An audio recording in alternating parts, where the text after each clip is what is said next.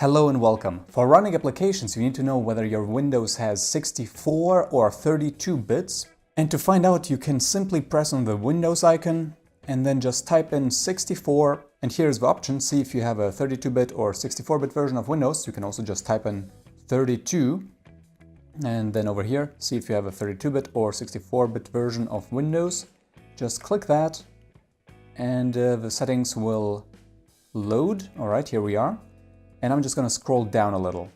All right, and here you can see system type 32-bit operating system x64 based processor. Now this can be confusing, but what you have to do is ignore the part behind the X, behind the comma. You only care about operating system. So 32-bit operating system means you have 32-bit Windows and you cannot run 64-bit applications. You can try, however, it will not break your computer or anything. So if I just download this application, which is free and open source, and test it with portable versions of 32 and 64, indeed 32-bit version, also i686 is a term people use, or 386 is sometimes used to describe 32-bit versions, and x86_64 is a way to describe 64-bit versions.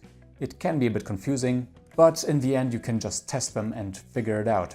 So once these download, I can simply unpack them. So let's try the 32-bit version. If we run that, it should start normally. Here we are. It just runs as it should be. But if we try the 64-bit version on a 32-bit Windows, we get this message. This app can't run on your PC. To find a version for your PC, check with the software publisher, which I did. And basically this is a surefire way to test whether you can use a 64-bit version. If it works, you should use the 64-bit version because it allows to use more RAM and should be a bit better performing.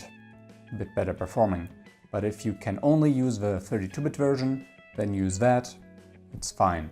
32-bit version applications, by the way, run both on 32 and 64-bit computers or other operating systems. But to get the benefits of 64-bit version applications, you need, of course, to use the 64-bit version of that application. So pay attention to that. And this is also the reason why some applications that need a lot of RAM don't use 32 anymore. Anyways, I hope this was useful. Give this video a thumbs up if it was. Let me know in the comments if it wasn't.